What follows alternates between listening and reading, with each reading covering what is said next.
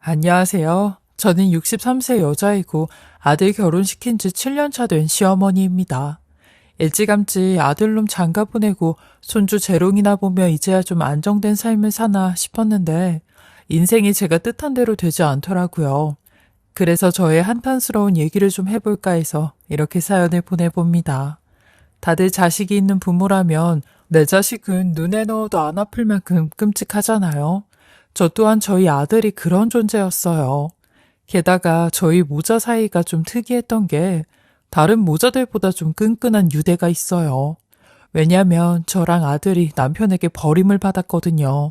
이런 아픔을 가진 저와 아들은 이 세상에 의지할 사람은 우리 둘밖에 없다 생각하고 평생을 서로 의지하며 끈끈하게 살았어요. 버림받는다는 게 얼마나 치욕스럽고 고통스러운지 저와 아들은 누구보다 더 잘 알고 있거든요. 저희 남편은, 아니, 이제는 전 남편이지만 이 사람은 저와 결혼하기 전부터 여러 가지 사업을 했던 사람이었어요. 사업가라고 해서 뭐 되게 거창한 게 아니라 이것 찔끔 저것 찔끔 하며 문어발식으로 여러 가지 돈 될 만한 사업들을 했던 사람이었죠. 근데 저와 결혼하고 나서는 이렇게 자잘했던 사업이 번창을 하면서 남편은 성공가도를 달리게 되었어요. 남편이 항상 저보고 했던 말이 있었는데, 당신은 참 해안이 깊은 것 같아. 이런 건 누가 가르쳐 준다고 해서 아는 게 아닌데, 당신이 그걸 갖고 태어난 것 같아. 내가 진짜 와이프 하나는 잘 만나서 이렇게 호강을 한다니까? 라며 모든 일을 하거나 결정할 때 제 의견을 전적으로 따랐어요. 사업도 잘 되고 저랑 사이도 좋으니 금방 아이도 생기더라고요. 결혼하자마자 바로 큰딸이 태어났고 2년 뒤엔 아들이 태어났어요. 하지만 남자한테 돈이 따르면 그 뒤에 여자가 따른다고 결혼 16년 만에 남편에게 여자가 있다는 걸 알게 되었습니다. 그것도 멀쩡한 여편네가 아닌 남편이 다닌 이상한 교회의 여자 목사였죠. 하라는 신앙생활은 안 하고 딴짓거리를 하고 다녔으니 뒤통수를 한 대 세게 맞은 듯한 기분이었어요. 근데 더 큰 문제는 저희 딸마저 그 여자한테 홀딱 빠져버린 겁니다. 지 아빠를 따라 교회를 다니다가 그렇게 된 거였어요. 남편은 저랑 아들한테도 그 교회를 같이 가자고 했었었는데 저랑 아들은 워낙 아침잠이 많아 그 교회를 갈 수가 없었어요. 게다가 저는 별로 신앙이랑은 거리가 멀어 관심을 갖지 않아 하니 딸아이를 데리고 간 거죠. 그리곤 그 여자한테 홀딱 빠져 간이고 쓸개고 심지어 돈까지 모든 걸 다 갖다 바쳤어요. 결국 제 말만 듣겠다던 남편은 그 여자의 말을 듣기 시작했고 5-6개 정도 하던 사업장을 전부 다 말아먹게 되었죠. 근데 정말 심각한 건 그렇게 말아먹어도 정신을 못 차리더라고요. 그 여자가 언젠간 사업장이 곱절로 돌아올 거라고 걱정하지 말라고 했다는데 결국 집까지 팔고 가지고 있던 상가도 싹 다 팔아 저랑 이혼까지 하게 된 거죠. 제가 이혼 서류를 얼굴에 집어던지고 난리를 쳐도 어디 나사 하나 빠진 사람처럼 아무 소리도 안 하고 이혼 도장을 찍는데 그 여자한테 완전히 조종당했다 싶더라고요.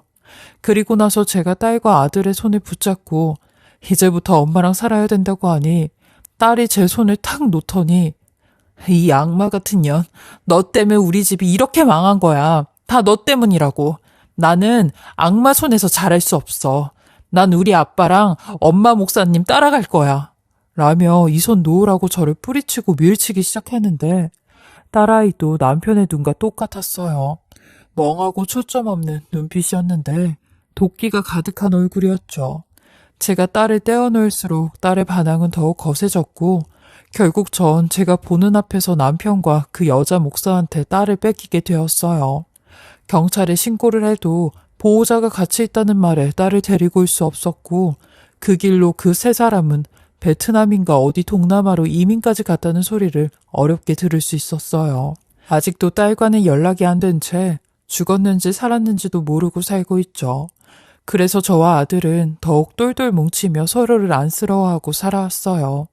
이런 아들에게 참 미안한 게 제가 아무리 아빠의 빈자리를 채워준다고 해도 아빠의 역할을 대신할 수 있는 건 아니더라고요. 다 큰 아들을 데리고 같이 목욕탕에 갈 수 있는 것도 아니고 그렇다고 가보지도 않은 군대 얘기를 할 수 있는 것도 아니었으니까요. 그러니 이런 아들이 더 애틋하고 마음이 갔어요. 심지어 제게 하나밖에 안 남은 자식이라 생각하니 더 그랬었던 것 같았죠. 아들은 이런 환경에도 10대를 걸쳐 20대 초반까지 잘 자랐어요. 그리고 그때까지만 해도 저랑 사소한 얘기도 잘 나누고 가끔 밖에서 소주도 한잔하고 그랬는데 딱 그 시기가 지나니 아들도 직장 생활을 하고 돈을 버느라 바빠서 이런 시간들도 점점 메말라갔어요. 처음엔 많이 외로웠지만 언젠간 나도 혼자로 남을 텐데 그 미래에 대한 연습을 하고 있는 거다 하며 한 7, 8년을 외롭게 지냈어요. 이때 남자친구라도 사귀어 볼 걸 지금 와서야 후회가 되네요. 그리고 이런 아들이 30살이 되던 해 덜컥 며느리라며 제 앞에 며느리감을 데리고 왔어요. 아무리 깜빡이 없이 훅 들어왔다지만 너무 당황스러웠죠. 하지만 며느리감이라고 하는 이 아가씨는 이런 절 안심이라도 시켜주듯 참 상냥하게 저를 마주하더라고요. 싱글싱글 웃는 모습이 참 예뻤고 말하는 것도 조곤조곤하니 천상 최고의 며느리감이었어요. 첫인상은 완전히 합격이었죠. 저 또한 이런 며느리의 태도에 칭찬을 아끼지 않으며 아유, 어쩜 이리 상냥하고 이쁠까? 얼굴이 이렇게 이쁘니까 뭘 해도 다 이쁜 것 같네. 우리 아들은 어떻게 이런 이쁜 아가씨를 만난 거야? 라고 하니 아들이 혜령이 안 그래도 각종 미인대회 출신이야, 엄마. 뭐 특산물 미인대회부터 한복 미인대회까지 한 3-4번 정도 나갔지? 고등학생 때부터 미인대회 출전했다니까. 거기서 상금도 몇 번 탔다고 했어. 그치, 혜령아? 라고 하는데 미인대회라는 말에 조금 당황스러웠어요. 사실 그런 미인대회를 나가는 젊은 아가씨들은 연예인이나 그쪽 계통에서 일을 하려고 출전하는 거라는 소문을 번번이 들어왔으니까요. 혹시 저 아이도 그런 생각으로 출전을 했나 싶어 실속은 없고 허영심만 가득 찬 건 아닌가 걱정이 되기 시작했죠. 하지만 이런 저의 걱정도 잠시 며느리감이 제게 본인의 가정사를 얘기하며 미인대회에 출전할 수밖에 없었던 이유를 말하기 시작하는데 실은 제가 미인대회 나간 게 다 상금 때문이었어요. 제가 부모님 손이 아닌 고모의 손에서 자랐거든요. 엄마는 뭐 저 어렸을 때 동네 아저씨랑 눈이 맞아서 도망을 쳤대요. 그래서 아빠가 그런 엄마를 잡으러 간다고 저를 고모네 집에 맡겨놓고 가셨는데 저 중학교 졸업식 날 돌아가셨다는 소리를 듣게 됐어요. 그래서 저는 고아 아닌 고아가 되었고 성인이 될 때까지 쭉 고모네 집에서 살았어요.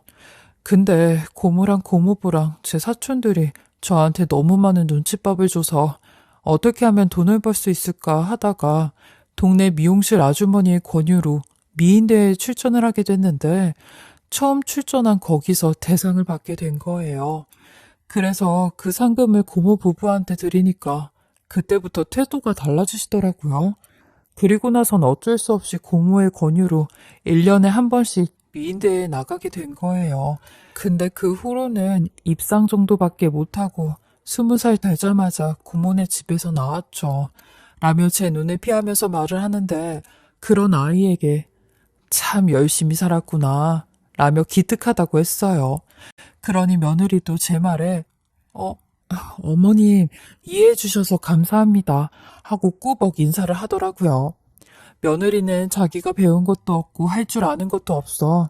그나마 장점이라고 생각하는 얼굴을 장점 삼아 얼굴로 할 수 있는 일은 다 찾아서 하고 있었어요. 주된 주업은 쇼핑몰 모델 일이었고 붓으로 하는 일은 모델하우스 안내일이나 연회장 안내일이라고 했어요. 아들은 이 말 끝에 엄마 이래봐도 혜령이 나보다 돈 더 많이 벌어. 쇼핑몰 모델 일이 시급이 세더라고. 그리고 나중엔 쇼핑몰 운영하는 것도 배워서 옷 쇼핑몰도 하나 낼 거래. 이쪽 사업이 정말 말도 못하게 잘 벌리거든. 제일 중요한 게 모델이라고 하니까. 라며 본인 와이프 될 사람이라고 칭찬을 무진장 많이 하더라고요. 그렇게 아들과 며느리는 결혼을 하게 되었고 처음엔 저희 집에서 같이 살게 되었어요. 저도 형편이 넉넉지가 않아 아들에게 집 해줄 능력이 아예 안 됐었거든요. 사실 저도 아들 부부랑 같이 사는 게 얼마나 불편한 일인지 마음 같으면 원룸이라도 얻어서 나가라고 하고 싶었지만 멀쩡한 방 2개 냅두고 나가서 살라고 하는 것도 영 마음에 걸려서 1, 2년 동안 생활비 안 드는 거 아껴서 바짝 돈 모으고 분가하라고 했네요. 그러니 며느리는 제 손을 잡으며 어머님 정말 감사합니다. 저희 때문에 많이 불편하실 텐데 이렇게 편의를 봐주시니 정말 감사드려요. 어머님께서 저희한테 이렇게 마음 써주시는 만큼 저도 정말 잘해드릴게요. 라는 며느리의 말에 안심을 하게 되었고 며느리는 행동도 참 이쁘게 했어요. 매일 아침마다 건물 청소를 하러 가는 절 위해 아침상을 차려주었고 한겨울에는 청소하면서 드시라고 보온병에 스프나 사골까지 담아주었어요. 이걸 분가할 때까지 하더라고요. 며느리가 진심이 아니면 이렇게까지 하기 힘들 텐데 이건 진심이다 생각을 했어요. 그리고 며느리가 왔다 갔다 하니 조용했던 집이 사람 사는 집 같았고 저 또한 이런 분위기가 오랜만이라 너무 좋았죠. 이렇게 이쁜 행동만 골라 하는 며느리에게 시집살이는 시킬 것도 없었어요. 그래서 같이 살면서 단 한 번도 큰 소리를 내거나 트러블이 있었던 적도 없었죠. 사실 주변에서 며느리가 딸이 될 수 없다고 하는데 저는 며느리를 딸처럼 생각했어요. 며느리를 보고 있으면 남편 따라간 딸이 생각이 나기도 해 며느리를 정말 많이 아껴주었어요. 어디 마트에 가든지 쇼핑을 갈 때도 사람들에게 우리 며느리인데 참 이쁘죠. 얼굴만큼이나 마음도 더 이뻐요. 하며 칭찬을 늘어놓고 다녔죠. 그럴 때마다 며느리도 제게 어머님께서 이렇게 말씀해 주실 때마다 저는 너무 좋아요. 제가 여태까지 누구한테 칭찬이나 사랑을 받아본 적이 없었는데 어머님은 절 진심으로 사랑해 주시는 것 같아요. 부모님한테도 못 받은 사랑을 어머님한테 받아봐요. 라며 눈물까지 보이는데 30이 넘은 성인이라도 부모 앞에서 마냥 아이가 되어버리더라고요. 이런 며느리는 제게 어떻게든 보답을 한다며 사소한 것까지 절 기쁘게 해주었는데 저희 며느리가 노래도 아주 잘 불러서 늘 제가 좋아하는 노래를 불러주곤 했어요. 그럴 때마다 며느리의 노랫자락이 얼마나 서글픈지 제가 다 눈물이 날 정도였죠. 그의 애절한 목소리에 살아온 인생이 지나가는 듯 했어요.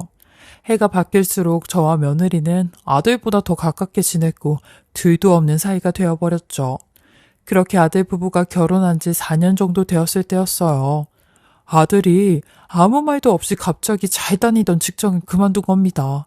그러면서 며느리와 같이 쇼핑몰 사업을 한다고 하는데 며느리는 자기도 처음 듣는 소리라며 눈을 동그랗게 뜨고 금시초문이라 하는 겁니다. 저나 며느리나 이런 아들을 말렸어요. 그런데 이놈도 지 아빠를 닮았는지 사업에 욕심을 부리기 시작하더라고요. 그 모습에 덜컥 겁이 났어요. 그쪽 시장을 잘 알고 있는 며느리가 사업을 한다면 믿을만 했었는데 아무것도 모르는 아들이 그쪽 사업을 한다니까 불안하기만 했죠. 사실 그것도 그건데 제일 걱정이 됐던 건 여자 문제였어요. 만약 아들이 하는 사업이 잘 돼 돈을 잘 벌게 되면 전 남편처럼 여자가 붙을까 걱정이 되었죠. 여자 문제로 며느리가 상처받는 건 도저히 못 볼 것 같았거든요. 저는 그런 아들을 따로 불러 얘기를 했어요. 너 사업하다가 여자라도 꼬이면 결국 네 아버지처럼 돼. 그럼 어쩌려고 그래? 나 그럼 혜령이 얼굴 못 본다. 절대 안 돼. 라고 하니 아들은 능청을 떨며 엄마 말도 안 되지. 이렇게 이쁜 마누라를 두고 바람이 왜 나? 난 아빠를 안 닮고 엄마 닮아서 절대 안 그래. 나 그런 놈 아니야. 라며 잘 살아보려고 하는 거 아니냐며 고집을 피우는데 제게 사업 자금까지 빌려달라고 하더라고요. 그리곤 제 가슴에 대못을 박는 얘기까지 하는데 아들놈이 제게 그러더라고요. 내가 그동안 세상 사람들한테 애비 없이 자란 놈이라고 얼마나 손가락질을 많이 받아온 줄 알아? 그래서 돈이라도 잘 벌어서 성공하고 싶어. 라고 하는데 그 소리를 들으니 제가 할 말이 없어 집을 담보로 돈을 빌려주었습니다. 며느리가 직접 쇼핑몰 모델까지 하며 둘이 열심히 하는 듯 했으나 1년도 안 돼 쫄딱 망하게 되었고 빚까지 지게 되었어요. 뜯어 말리진 못할 망정 돈을 빌려준 저도 원망을 듣게 되는 상황이었죠. 며느리를 쳐다볼 면목이 없더라고요. 그렇게 저희 가족은 뿔뿔이 흩어져 다시 힘든 생활을 해야만 했어요. 저는 건물 청소에 주말엔 식당 서빙까지 하게 되었고 아들은 지방으로 막노동을 하러 다녔어요. 그리고 며느리는 나이가 들면서 창창한 어린애들에게 밀려 쇼핑몰 모델 일도 그만두게 되었죠. 불러주는 곳이 없었으니까요. 그리고 그때부터였을 거예요. 한없이 착하던 며느리가 갑자기 차갑게 변하기 시작했던 게요. 아들 부부는 아이가 생기면서 저랑 분가를 해서 살았는데 하루가 멀다 하고 저희 집에 놀러왔던 며느리는 발길을 끊어버렸고 손주마저 보여주지 않았어요. 그리고 제 연락마저 받지를 않더라고요. 그러고 산 지 한 6개월 정도 되었을 때 며느리가 절 찾아와 차가운 눈빛을 하며 제게 그러더라고요. 어머님 아들이 사고 쳐서 이렇게 궁상 떨면서 살고 있으니까 돈 5천만 주세요. 집 담보로 대출 더 받으실 수 있잖아요. 만약에 돈 못 주신다고 하면 저 어머님 아들하고 이혼할 수밖에 없어요. 물론 애도 제가 안 키울 거고요. 그동안 제가 어머님한테 잘한 거 보상이라도 받아야죠. 하며 3일 시간을 줄 테니 돈을 마련하라고 하는데 아들놈은 어찌 된 건지 연락도 안 되고 지방에서 뭘 하고 있는 건지 두통 깜깜무소식이었어요. 그리고 전 이런 며느리에게 돈을 줄 수밖에 없었어요. 그걸 왜 주냐고 하실지 모르겠지만 제 힘으로라도 아들네 가정을 지켜줄 수만 있다면 도와주고 싶었어요. 저는 그 3일 동안 은행이란 은행은 다 돌아다녔고 정말 아슬아슬하게 마지막 날 대출을 받을 수 있었죠. 그래서 그 돈을 가슴 깊숙이 감싸고 그날 저녁 늦게 며느리를 찾아갔어요. 저도 일이 늦게 끝나는 바람에 밤 11시가 다 돼서 며느리를 찾아간 거죠. 그리고 횡단보도에서 신호를 기다리고 있는데 반대편에 어떤 큰 승합차가 한 대 서더라고요.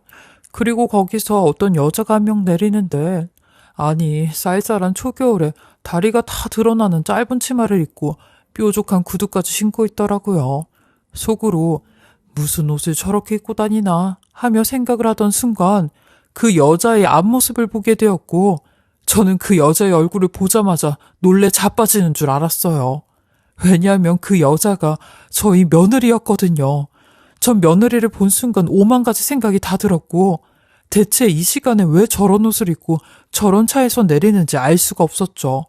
거기다 손자는 대체 누구한테 맡기고 저러고 다니는 건가 화가 났어요. 집에 지 남편이 없으니 저러고 밖에서 딴짓을 하고 다니는구나 싶었죠. 지 남편은 지방으로 산으로 막노동하러 다니는데 며느리라는 애는 나한테 돈까지 내놓으라고 하며 뒤통수를 치는데 결국 남은 남이구나 생각이 들었어요. 근데 더 화가 났던 건 며느리가 밤 11시인데도 불구하고 집이 아닌 다른 곳으로 또 발걸음을 옮기는 겁니다. 저도 그 모습에 며느리를 놓칠세라 뒤따라갔어요. 근데 도착한 곳은 24시간 찜질방이었죠. 집을 냅두고 저기서 자는 건가 싶어 저도 그 찜질방을 따라 들어갔어요. 그리고 여기저기를 살폈는데 저기 안쪽 구석에 며느리가 있더라고요. 저는 며느리를 발견하자마자 뒤통수를 향해 소리를 쳤어요. 그러니 제 목소리를 알아들은 며느리는 기겁을 하고 손에 들고 있던 옷가지들을 떨어뜨리는데 지도 놀랐는지 절 못 쳐다보더라고요. 저는 그런 며느리를 향해 성큼성큼 다가가 얘, 너 나랑 얘기 좀 하자 라며 며느리 팔을 확 잡아 몸을 제 쪽으로 돌렸어요. 그리고 마주하게 된 며느리의 몸을 보곤 저는 다리가 풀려 그대로 주저앉고 말았죠.